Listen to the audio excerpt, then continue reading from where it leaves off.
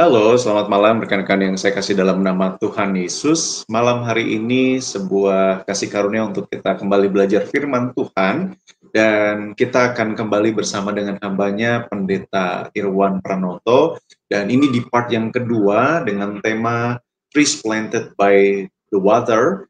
Dan kita akan belajar bersama-sama kembali. Kalau teman-teman beberapa waktu lalu kita sudah belajar berkaitan dengan kehampaan gitu ya. Ini pergumulan yang dialami semua orang.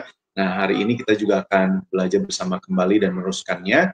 Dan teman-teman boleh mengirimkan pertanyaan atau komentar berkaitan dengan hal ini, atau juga pertanyaan lain di website atau juga di Instagram Bara. Baik, sebelum kita bersama-sama belajar, kita berdoa. Terima kasih Tuhan Yesus malam hari ini dalam kasih Tuhan yang indah dan memampukan kami untuk memiliki kerinduan belajar firman Tuhan. Tolong kami semua supaya kami mengerti berdasarkan Roh Kudus yang memimpin, memandu di dalam hidup kami, dan melalui hamba-Mu Pendeta Irwan. Berkati beliau juga, dan tolong kami semua yang bersama-sama belajar. Di dalam nama Tuhan Yesus kami berdoa. Amin. Selamat malam Pak Irwan, saya persilakan Pak. Shalom, rekan-rekan pemirsa Bara Digital Ministry yang dikasih Tuhan. Saya ingin melanjutkan apa yang saya sudah mulai sebagai sesi di awal tahun yang baru. Saya berikan judul umum Trees Planted by the Water, pohon yang ditanam di tepi aliran air. Satu kerinduan saya di awal tahun ini adalah agar rekan-rekan pemirsa Bara Digital Ministry memiliki satu kehidupan yang dekat dengan firman Tuhan. Pada seri sebelumnya saya sudah mengawali dengan membacakan Mazmur nomor pertama yang mengatakan berbahagialah orang yang tidak berjalan menurut nasihat orang fasik, yang tidak berdiri di jalan orang berdosa, dan yang tidak duduk dalam kumpulan pencemooh. Tetapi yang kesukaannya ialah Taurat Tuhan dan yang merenungkan Taurat itu siang dan malam. Ia seperti pohon yang ditanam di tepi aliran air, yang menghasilkan buahnya pada musimnya dan yang tidak layu daunnya. Apa saja yang diperbuatnya berhasil. Bukan demikian orang fasik, mereka seperti sekam yang ditiupkan angin. Demikian jauh firman Tuhan. Saya rindu supaya hidup seperti yang digambarkan di Mazmur nomor 1 ini menjadi hidup saudara dan saya. Hidup yang seperti pohon yang ditanam di tepi aliran air. Dan dikatakan di dalam kata kuncinya di dalam Mazmur ini adalah yaitu hidup yang dekat dengan firman Tuhan. Orang yang kesukaannya ialah Taurat Tuhan, yang merenungkannya siang dan malam. Saudara, firman Tuhan itu diberikan kepada kita untuk menghasilkan satu hidup seperti pohon yang ditanam di tepi aliran air itu. Nah, dari sana minggu yang lalu saya kemudian menerangkan tentang satu pergumulan manusia yang real, yaitu tentang kehampaan. Relational problem, masalah relasi. Saudara, saya kemarin mengatakan bahwa manusia diciptakan sebagai makhluk yang berelasi, natur kita. Karena Allah yang menciptakan kita adalah Allah Tritunggal, yang dalam ketritunggalannya memiliki relasi. Sehingga ketika Ia menciptakan manusia memiliki natur itu untuk berelasi. Tapi kemudian masalah dosa membuat bukan hanya relasi antara manusia dengan Allah yang terputus, tetapi juga relasi manusia dengan sesamanya menjadi rusak. Di sanalah kita melihat problem relasi itu menjadi problem yang real dalam kehidupan manusia. Problem yang menimbulkan kehampaan, rasa sesak, rasa yang terus menyayat hati manusia. Mungkin kita pernah mengalami yang namanya sakit hati dengan orang. Kita pernah mengalami yang namanya difitnah, dituduh, disalahkan, disalah mengerti, ditinggalkan, dan seterusnya, saudara. Yang menimbulkan satu kehampaan, yang menimbulkan rasa nggak enak di dalam hati kita. Itulah problem-problem relasional. Pada pertemuan sebelumnya saya sudah menyampaikan hari ini dengan kemajuan internet yang luar biasa, memberikan kepada manusia kemudahan untuk berelasi. Bahkan generasi mudanya disebut the most connected generation. Tapi masalah kehampaan tidak serta-merta selesai. Justru di tengah-tengah teknologi yang begitu maju, teknologi internet yang luar biasa, muncul begitu banyak masalah-masalah relasional.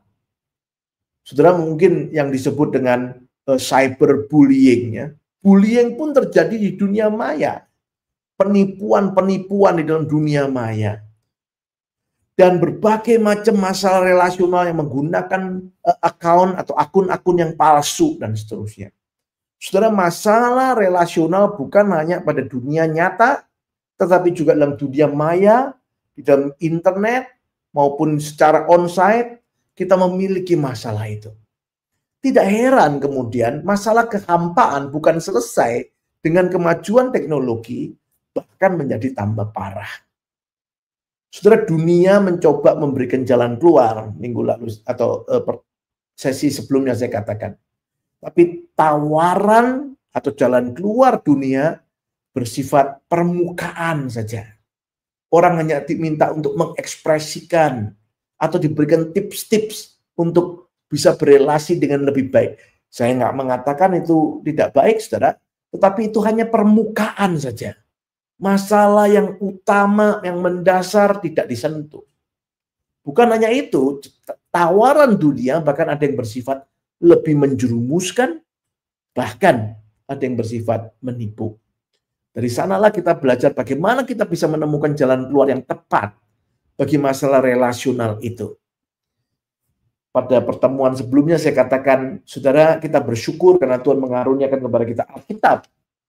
Alkitab itulah yang ketika dikatakan kalau kita punya kesukaan akan Taurat Tuhan, merenungkannya siang malam, maka masalah kehampaan itu akan dibereskan. Nah, ada 3 pemulihan yang dilakukan ketika hidup kita dekat dengan firman Tuhan, sehingga kita sungguh-sungguh boleh seperti pohon yang ditanam di tepi aliran air itu. Pertemuan sebelumnya saya membahas 1 diantaranya, yaitu pemulihan yang mendasar. Saya mengatakan, saudara, dalam Alkitab menjelaskan, memberitahu kita bahwa masalah dosa itu hanya bisa dibereskan melalui karya Kristus. Itu sebabnya Alkitab menceritakan bagaimana Kristus menjadi satu-satunya jalan keluar bagi masalah dosa manusia. Dan Tuhan yang memberikan itu, menganugerahkan itu kepada saudara, kepada saya, kepada manusia yang berdosa. Karya Kristus itu menyelesaikan relasi antara Allah dan manusia yang tadinya terputus menjadi tersambung kembali, dan memulihkan juga relasi antar sesama. Yaitu setiap orang yang sudah mengalami kasih Kristus, dia diberikan kemampuan, dia diberikan kuasa oleh kasih Kristus itu untuk bisa mengasihi sesamanya. Jadi pertama-tama memenuhi dirinya terlebih dahulu, dari kasih Kristus harus dialami dulu, baru apa yang dialami itu mendorong dia. Bahkan menjadi seperti inspirasi untuk dia boleh praktekkan dalam kehidupannya sehari-hari. Itu sudah saya sampaikan pada sesi yang sebelumnya, saudara. Nah, hari ini saya ingin membahas 2 hal yang lain. Bukan hanya pemulihan yang mendasar, tetapi Alkitab, firman Tuhan, sehingga orang yang kesukaannya adalah Taurat Tuhan yang merenungkannya siang malam boleh mendapatkan kehidupan yang disegarkan seperti pohon yang ditanam di tepi aliran air, memberikan 2 pemulihan yang lain. Yang selanjutnya adalah pemulihan yang meluruskan. Meluruskan itu maksud saya secara definisi, saudara. Alkitab itu memberikan, meluruskan kebenaran yang Allah maksudkan ketika Allah itu menciptakan masalah cinta kasih, masalah relasi. Mari saya ingin menjelaskan, saudara. Misalnya yang pertama, saudara, pemulihan, jadi ada banyak mungkin definisi yang diluruskan melalui firman Tuhan. Kita bisa diskusi panjang lebar, saudara. Bahkan saya pernah sebenarnya membawakan di Bara Digital Ministry itu tentang kasih Allah yang sulit. Saudara bisa periksa di tayangan-tayangan sebelumnya. Tapi kali ini saya memberikan 3 contoh misalnya, saudara. Ya, yang pertama misalnya tentang model cinta kasih Allah. Itu meluruskan definisi tentang cinta kasih.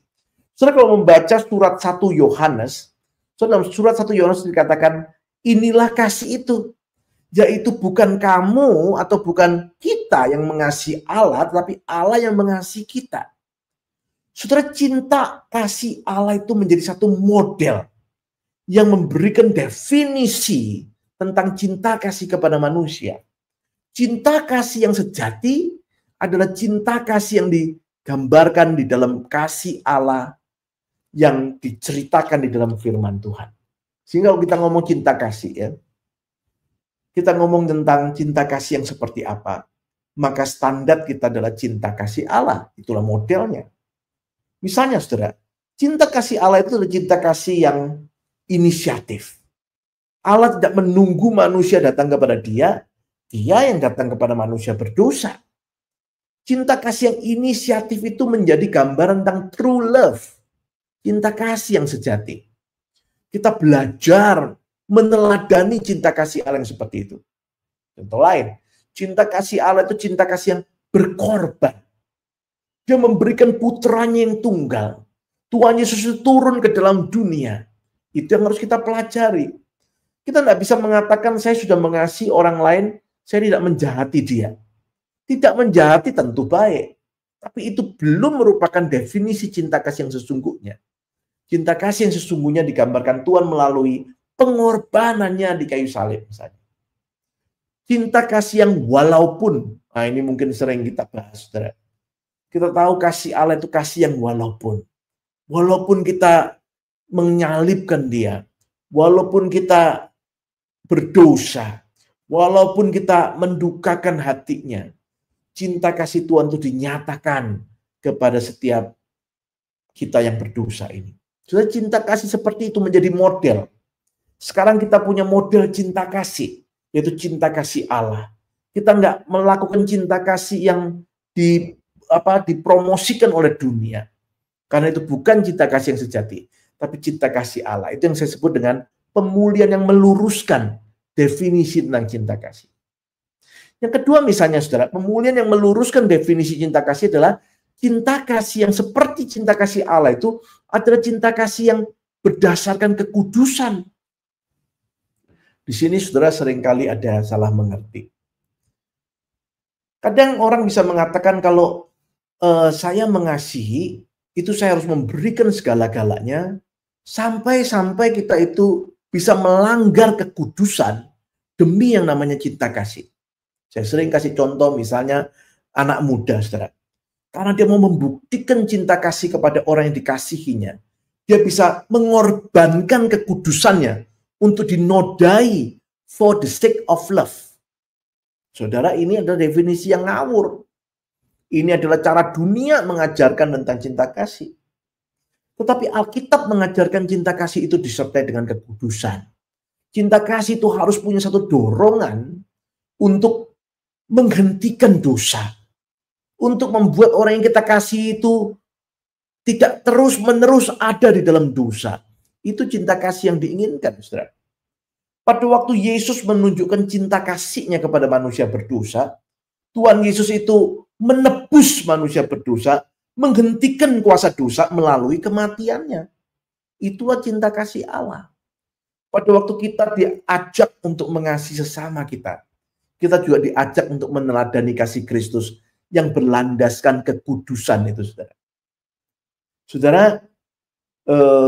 saya pernah mendengar ada istri yang mengatakan, walaupun saya itu disiksa sama suami saya, ada KDRT, ada pemukulan, saya mengasihi dia, saya mengampuni dia.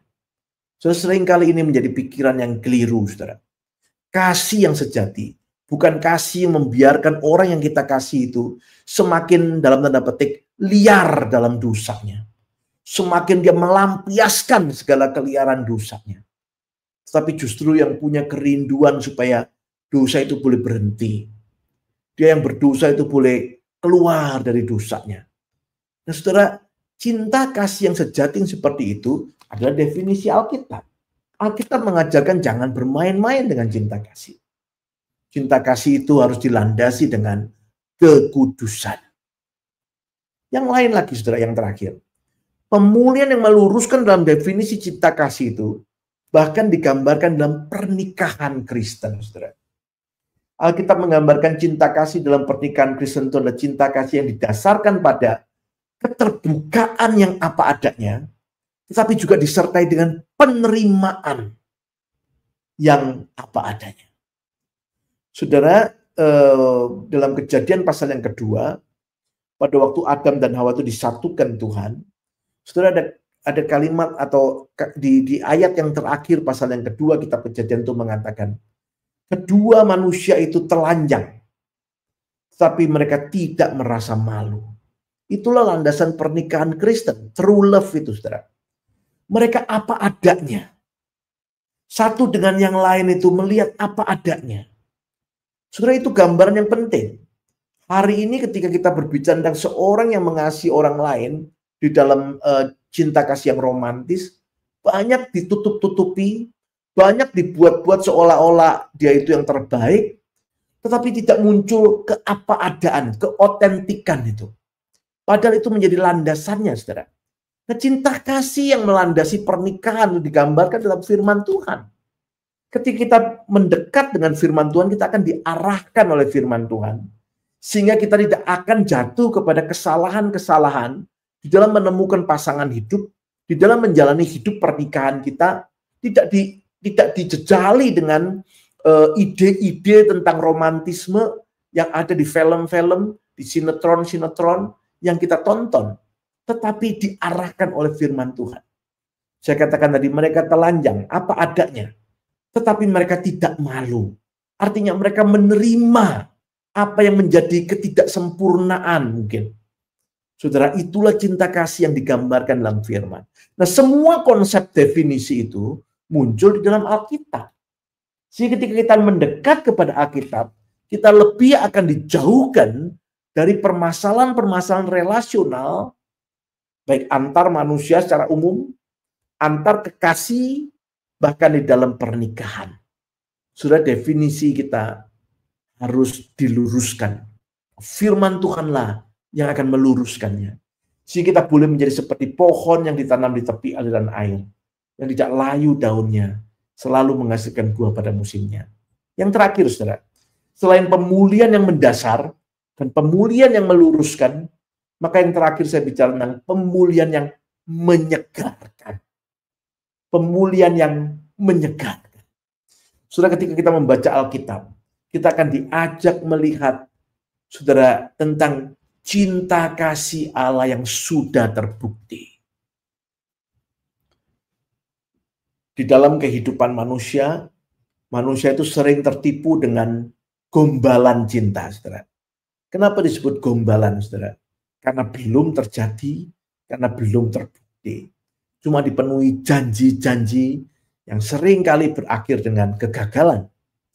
Tetapi cinta kasih Allah yang tergambar dalam Alkitab adalah cinta kasih yang terbukti.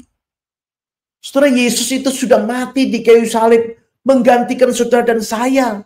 Kasihnya terbukti. Sehingga ketika kita dipenuhi dengan kehampaan, kerinduan untuk dipenuhi oleh cinta kasih dalam diri kita, kita bisa melihat Alkitab yang menggambarkan tentang cinta kasih Allah yang terbukti itu. Tidak perlu diragukan, kenapa? Karena itu sudah terbukti. Setelah kita bersyukur kepada Tuhan, kita punya Allah yang sudah membuktikan cinta kasih-Nya. Sehingga Paulus bisa mengatakan, kalau yang paling besar itu sudah dilakukannya bagi kita, yaitu ia tidak menyayangkan putranya yang tunggal, diberikannya kepada kita. Masakan dia menahan, tidak memberikan yang terbaik bagi kita. Ketika kita merasakan kehampaan di dalam kehidupan kita, kita tahu ada Allah yang mengasihi kita, dan kasih-Nya itu sudah terbukti. Selain itu, saudara, ketika kita membaca Alkitab, kita akan melihat bagaimana Allah kita itu adalah Allah yang begitu peduli dengan cinta kasih. Berulang-ulang, saudaraku, dia memerintahkan untuk kita itu saling mengasihi, untuk kita itu memperhatikan kasih. Kasih itu menjadi yang paling utama.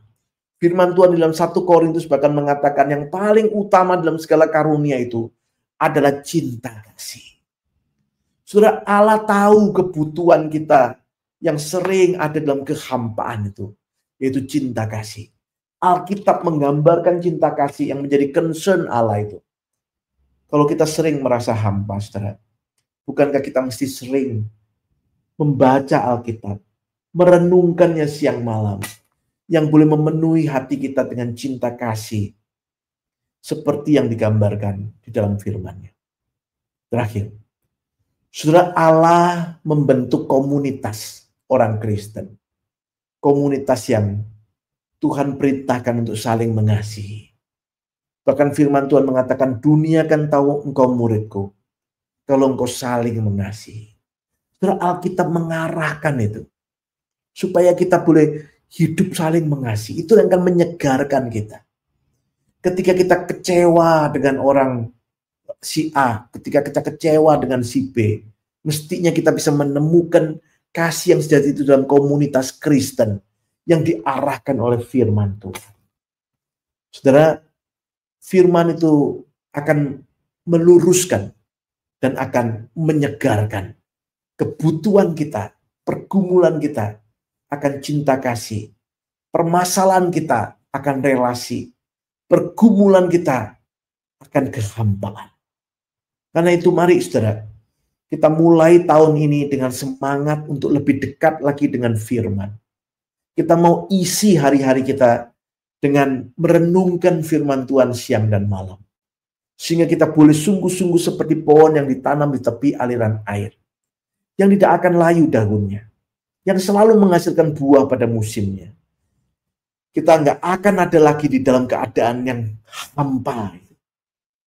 Sebaliknya hati kita akan dipenuhi oleh cinta kasih. Yang kita dapatkan melalui pembacaan kitab suci. Yang mengarahkan kita kepada kasih Allah. Yang mendorong kita untuk mempraktekkan kasih Allah.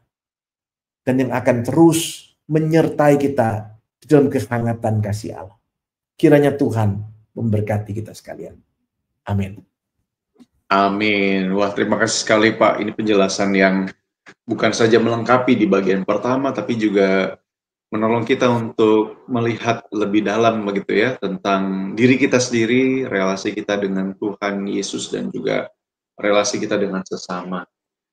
Dalam konteks komunitas, Pak.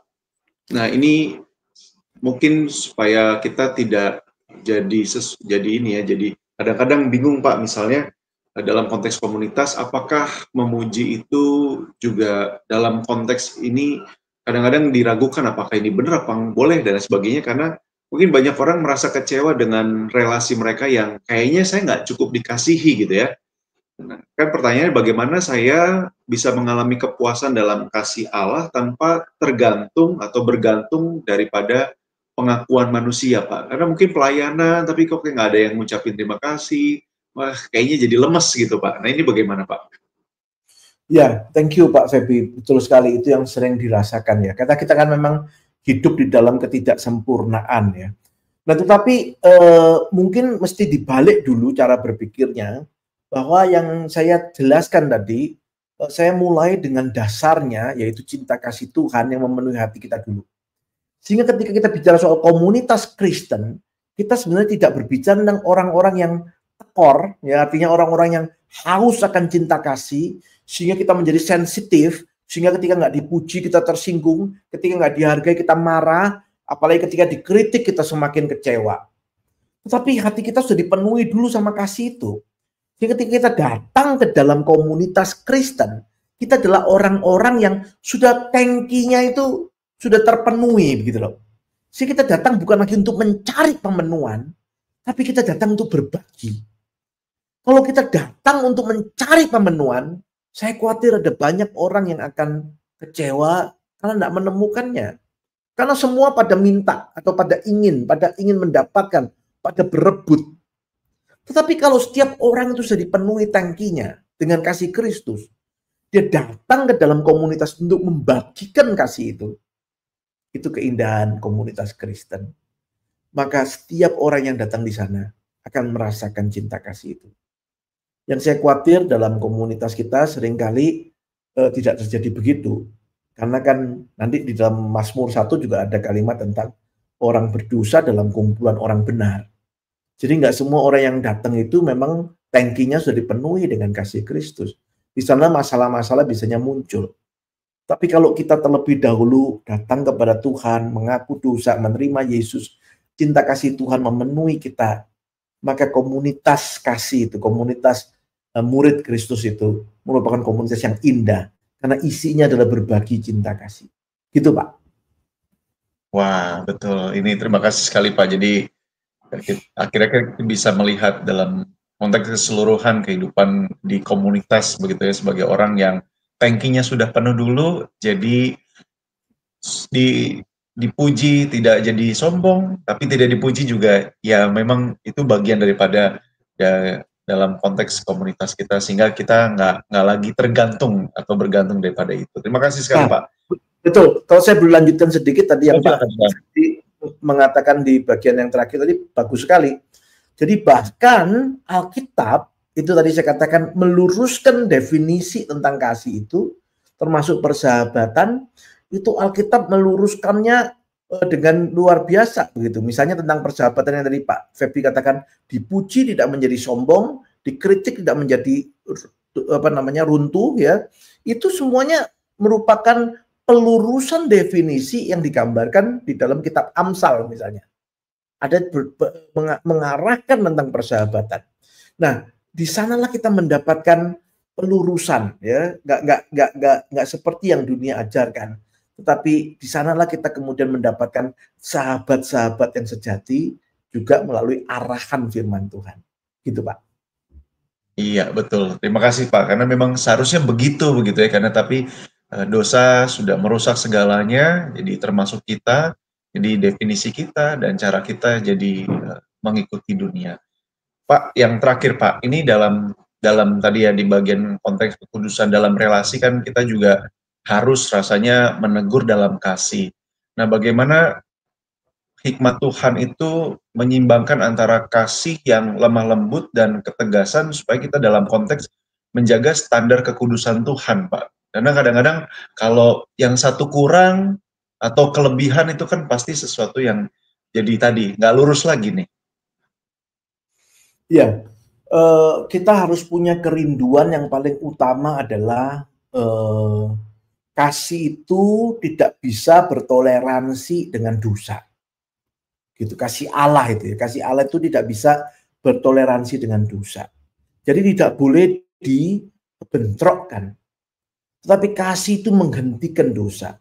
Di dalam surat 1 Petrus dikatakan kasih itu menutupi banyak sekali dosa. Love itu covers multitude of sin. Ya, artinya tidak dibiarkan dosa itu terus-menerus berjalan. Padahal kita mengatakan kita mengasihi Dia. Kita punya kerinduan supaya orang yang kita kasih itu tidak lagi terus di dalam dosa. Di sanalah kita mengupayakan hal tertentu, salah satunya melalui teguran yang tadi Bapak ngomong. Tetapi nggak selalu kan bentuknya itu teguran. Kadang-kadang orang itu memang nggak bisa ditegur juga kan gitu. Nah, kita harus memiliki hikmat dari Tuhan, tapi apa yang kita lakukan adalah satu kerinduan kita supaya orang yang kita kasih itu tidak lagi terus-menerus berkanjang di dalam dosa. Dia boleh berhenti. Bahkan kalau bisa dia keluarkan dari sana untuk dia boleh menerima keputusan Tuhan. Nah, itu harus ada di dalam diri setiap orang yang mengasihi. Oh, wow, terima kasih sekali Pak. Ini kayaknya jadi kalau pembicaraan lebih betul ya. Kalau kita diskusi ini panjang sekali nih. Jadi saya berpikir kemana-mana gitu ya dalam konteks gereja. Kadang-kadang mungkin penerapannya itu Pak yang kita agak agak apa ya, agak ragu, kayaknya kalau mengeluarkan itu supaya supaya kudus itu terjaga, sehingga kadang-kadang janganlah, kasihan dan sebagainya. Tapi ya ini makanya diskusinya jadi lebih menarik. Tapi terima kasih untuk malam hari ini Pak. Nanti kita akan menantikan juga untuk bagian-bagian selanjutnya yang masih berkaitan dengan hal ini. Tapi saya persilakan kalau ada closing statement dari Pak Irwan dan juga sekaligus menutup kita dalam doa Pak. Baik, saudara, Tuhan menjanjikan hidup yang seperti pohon ditanam di tepi aliran air. Tuhan hanya merindukan kita untuk terus ada di dalam firman-Nya. Kita merenungkan firman itu siang malam. Mari kita mulai tahun 2025 ini dengan kecintaan akan firman itu. Sehingga firman itu bukan hanya akan menjawab secara mendasar, akan meluruskan definisi-definisi yang keliru, bahkan firman itu akan menyegarkan kita. Sehingga kita boleh merasakan kehampaan yang menjadi masalah relasional kita itu dipulihkan oleh Tuhan melalui firman-Nya. Mari kita berdoa, saudara. Kami bersyukur untuk anugerah-Mu memberikan kepada kami firman Tuhan. Tolong kami untuk menghargai anugerah Tuhan. kami boleh hidup di dalam firman Tuhan. Sehingga firman itu boleh meletakkan dasar yang sesungguhnya kepada kami, meluruskan segala definisi kami, dan menyegarkan jiwa kami. Sehingga hidup kami sungguh-sungguh tidak lagi ada dalam kehampaan. Masalah relasional itu boleh kami atasi melalui terang firman Tuhan, dan Engkau memberkati kehidupan setiap kami, khususnya kami boleh mengasihi sesama kami seperti Engkau sudah mengasihi kami. Berkati anak-anak-Mu Tuhan, berkati setiap kami. Di dalam nama Tuhan Yesus, Juru Selamat kami yang hidup, kami berdoa, kami bersyukur. Amin. Amin. Sekali lagi terima kasih untuk Pak Irwan, kesempatan yang indah bersama dengan Bapak. Dan ketika kita bicara tentang hal ini lebih dalam lagi. Dan terima kasih buat atensi rekan-rekan semua. Tuhan Yesus berkati kita semua. Amin.